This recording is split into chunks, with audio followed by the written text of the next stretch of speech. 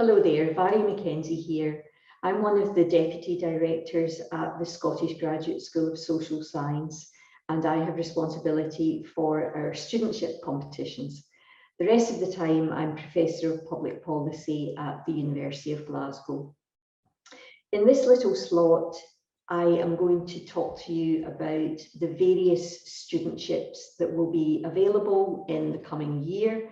And I'll also say something about the changes that have been implemented from previous years. So first of all, let me talk you through the supervisor-led competitions. These stay pretty much the same as they have done for the last couple of years. There's lots of information on our website about these individual competitions, some written guidance, also some short webinars. So first of all then, the STEERS competition. Many of you will know that the STEERS competition has come about because the ESRC allocates 12 studentships every year to the Scottish Graduate School because of perceived strengths within Scotland around advanced methods. So we aim to award 4 studentships in 3 different categories. One is for advanced quantitative methods, and this refers to research proposals and training programs where students will be using quantitative methods that are advanced in relation to the norms of the discipline. So in the proposals for this STEER, we're looking for applicants to demonstrate the advanced nature of the proposal and the training that's been put in place.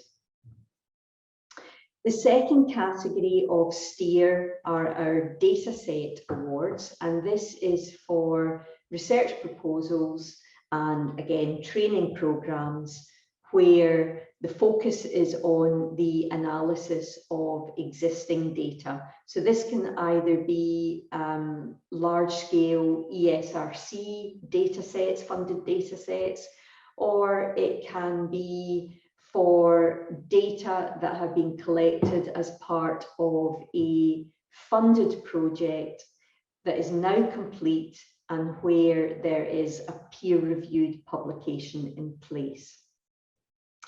The third category of STEER is for research proposals that are interdisciplinary in nature. And what is meant by interdisciplinary in this context is that the research proposal and the training and the supervisory team cross over from social sciences to the interests and expertise of another research council. So that could be the other sciences or arts and humanities.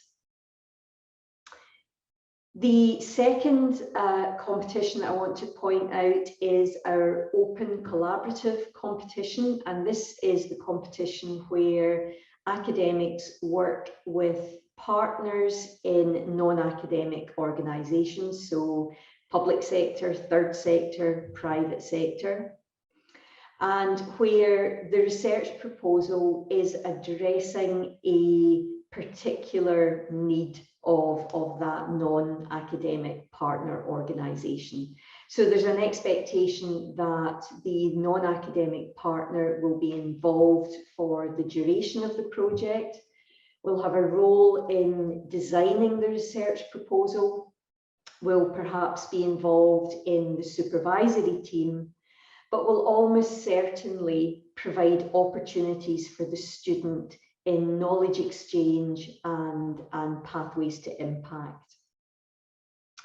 We have a particular collaborative competition that we run in conjunction with Skills Development Scotland. So every year, Skills Development Scotland co-fund 4 studentship projects.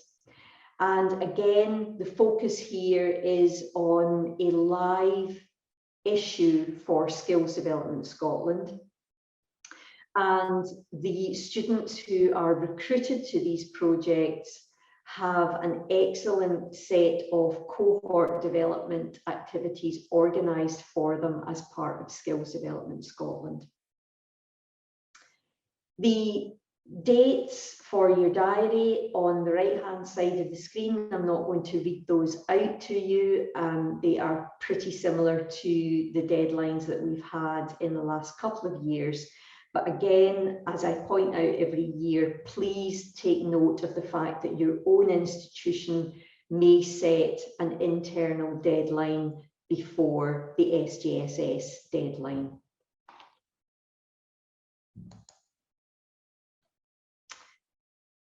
The open competition, for those of you who have not supported students through the open competition, we award again around 30 studentships every year in this competition.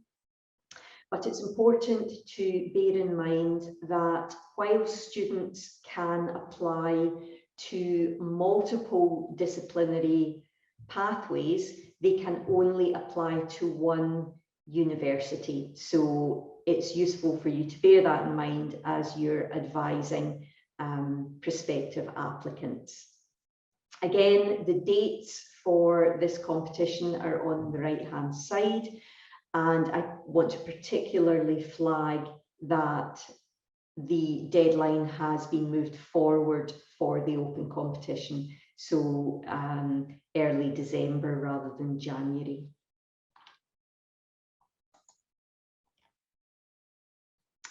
This slide here just summarises where our awards have gone over the lifespan of the Doctoral Training Partnership. And this slide is here because I want to emphasise 2 points. First of all, the allocation of studentships to a certain extent is determined by the size of the institution and the number of pathways that an institution is eligible to hold. So we see that Glasgow and Edinburgh are eligible for all or almost all of the pathways and receive the largest number of studentships. But the second point I want to emphasise is, in a sense, the opposite, that the number of studentships allocated is not entirely determined by pathway eligibility. And so we have some smaller institutions that are eligible for a smaller number of pathways, but receive more studentships than might be suggested by pathway eligibility. Okay, I want to now just finish by focusing on some of the key changes that we brought in for this year's competitions.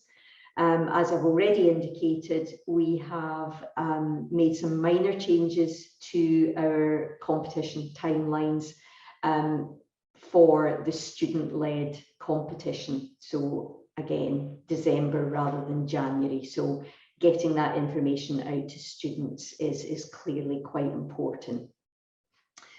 Year on year, we've been trying to increase and improve our guidance materials that we have on our website. So please look out for new videos on applying for the AQM and dataset steers.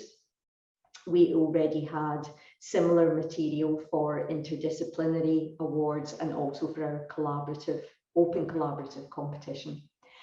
Also, you might want to point out to prospective student applicants that following on from an event that we held last year, which was very popular, we're running a webinar for potential student applicants in October of this year. And that's really just trying to demystify the application process. One quite significant change that I want to highlight here is that we have been making some changes to our marking framework for the assessment of student applications.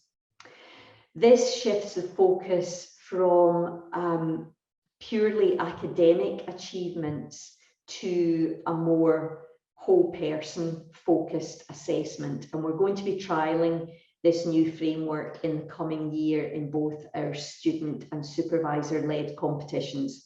So we'll be interested in getting feedback on this framework via your pathway reps and conveners. We have also been making changes to our application and review system. Hopefully this will make processes easier rather than harder, but it's just to flag that some of the materials that you'll be exposed to when you come on to make an application will look a little bit different from you have been used to. So we are now going to be using SGSS Apply instead of GradHub. The final point is not about changes, it's just about a reminder around some of the changes that we've brought in previous years. So first of all, we allow only one application per supervisor per studentship competition, and that's for the supervisor-led competitions. And we're now able to give awards to non-UK students up to a cap of 30% of our total allocation, and that extends to 50% for economics students. This cap on international students is used proportionally through the various stages of the student-led competition, whilst in the supervisor-led competitions, international places are awarded on a first-come, first-served basis. If you are putting in an application to our supervisor-led competitions and are successful in getting a studentship, you'll be invited along to a webinar where we will talk through the ramifications of this, this international cap. Thank you for listening. If there are any questions, any areas that you think I haven't covered, then please let us know, and I'll try and get back to you with further information. Thank you very much. Bye.